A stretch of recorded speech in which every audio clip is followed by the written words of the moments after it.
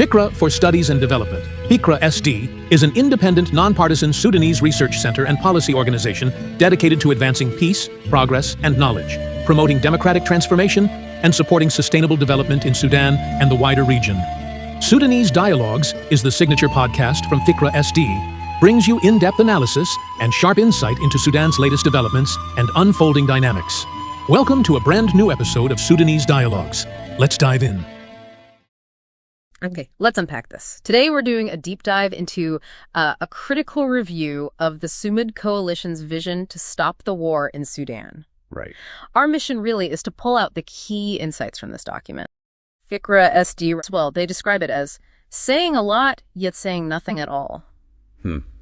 Like a flashy commercial for something that doesn't exist. Exactly. They even call it the unparalleled fankoush of Sudanese politics. Yeah. And the core takeaway from our source is that this vision, despite all the big goals, it actually undermines itself. How so? By avoiding some really critical truths and kind of legitimizing the very forces it claims it wants to oppose. So it's not just a critique, it's showing why some peace efforts maybe don't work out. Precisely. It's a fascinating look at how these political narratives get built or, torn down, especially with such a terrible humanitarian crisis going on. Yeah, this dive should help you, the listener, see the layers beneath the surface of a vision like this. Okay, so here's where it gets really interesting, according to our source. These three core paradoxes right at the heart of the document. First, legitimacy. It talks up civilian rule, but then sort of sneakily, it gives legitimacy to militias. Okay. Then accountability. It condemns the past crimes of the old Inquaz regime. Right, the ousted government. But stays totally silent on what the Rapid Support Forces, the RSF, are doing right now. It's a really stark double standard. That's a big gap. Huge. And third, representation. It praises democracy, but the people writing it. Yeah. They're accused of trying to grab power without, any real mandate from the people. This definitely raises a crucial question, doesn't it? For you listening, trying to figure out what a real path to peace looks like. How can any vision for peace be credible if it just sidesteps the real roots of the conflict? Yeah. The Sumoud document, for instance, it makes this what the source calls an epistemological fallacy. Basically a fundamental mistake in how it presents the war's origin. Okay, so what's the mistake? Well, it avoids saying clearly that the war started because the RSF tried a coup on April 15th, 2023. Instead, it frames it like it's just another chapter in Sudan's long history of struggles. It even tries to paint the RSF commander, Hemedti, as maybe a kind of new John Garang figure. Like a new leader from the margins. Exactly. But that narrative completely ignores, well, a lot. How significant is leaving that out, though? I mean, considering RSF's own history. Well, very significant. Our source points out the RSF has a brutal track record, right? Suppressing the 2013 uprising, being flagged by the UN for years as destabilizing. Between 2014 and 2018, yeah. And the immediate trigger for this war was a fight over the RSF's future, specifically when they moved on the Mero Air Base. Right. And it's also worth noting, isn't it, that one Sumoud leader, Taha Ishak, a lawyer, he apparently handled the civilian forces file in the RSF's second-in-command's office. That connection is definitely highlighted by the source, yes. And this failure to confront the main issue, it carries over into how they talk about the humanitarian crisis. Okay, how so? The document does describe the devastation accurately, calls it the most severe globally, talks about the killing, the looting, the rape. But the glaring omission is who's mainly responsible, it just avoids naming names. Even though we have data. Exactly. Our source points to reports like ACLED's from November 2024. That report stated the RSF was responsible for something like 77% of those incidents. 77%? Wow. So how can you have accountability or protect people if you don't even point to the perpetrator? It makes those plans seem, well, not very effective, does it? And this idea they float for a new UN or regional envoy, our source suggests it feels a bit like a diversion tactic. Yeah, maybe trying to sideline the current UN envoy. It sounds similar to a failed proposal from a London conference earlier. Same pattern. Describe the horror, but forget to mention who's causing it. So if we connect all these dots, Yeah. What's the bigger picture? The bigger picture Yeah. is the elephant in the room, isn't it? The fate of the RSF. Right. What does the Sumoud document say about them? Shockingly little, actually. Our source notes it mentions the RSF just twice, but it details reforms for the National Army 8 times. That's quite an imbalance. It is. And you have to remember, the RSF isn't a normal army. It started as the Janjaweed militias. Infamous from Darfur. And then became this parallel semi-independent force.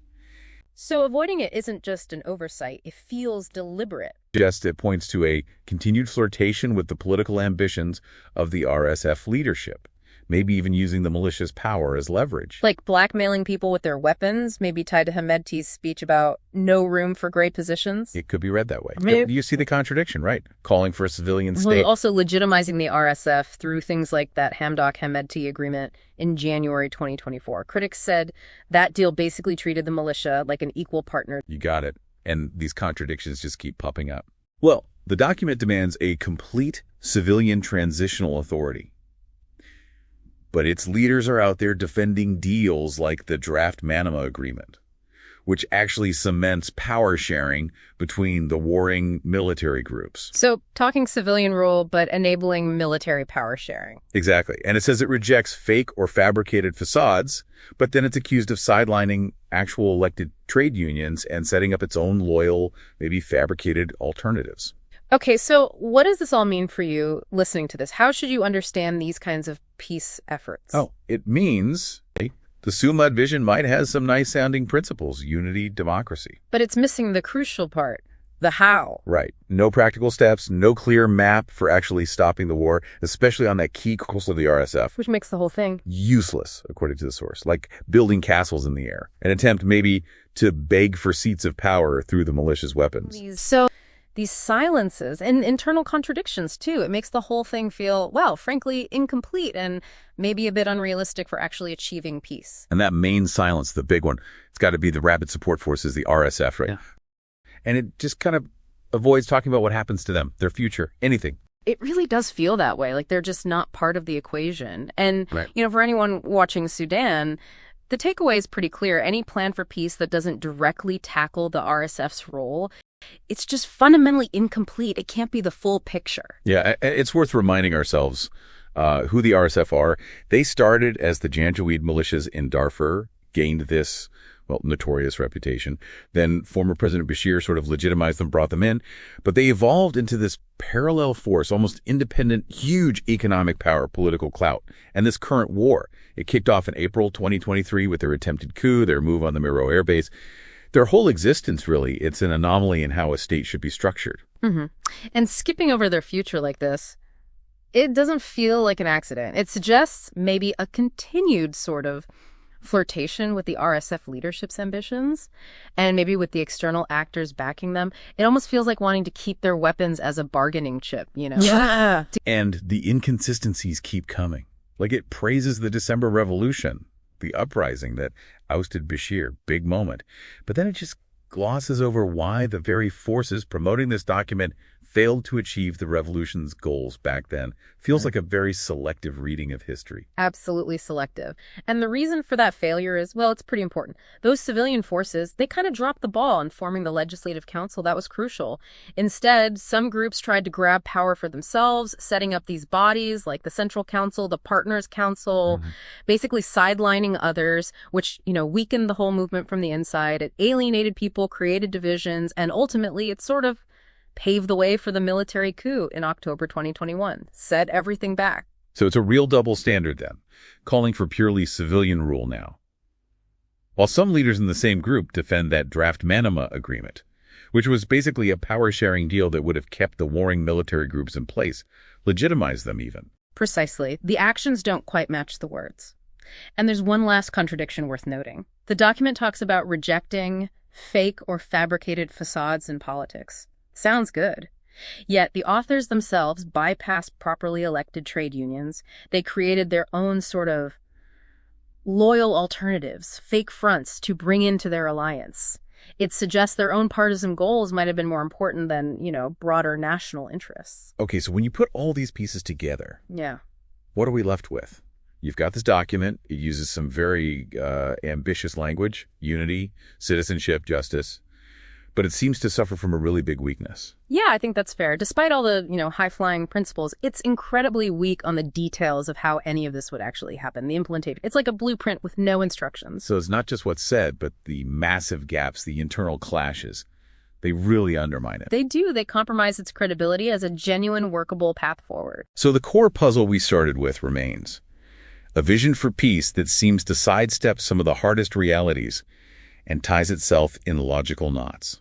Which really raises a fundamental question, doesn't it? How can you actually build peace on a foundation that seems to avoid the toughest issues and contradicts itself? So this deep dive really shows how vital it is to look past the rhetoric, doesn't it? To see what's really being proposed or maybe what's being avoided. Absolutely. And it brings to mind something the Roman philosopher Cicero said, truth is hated, but it is loved also. Something for you to think about.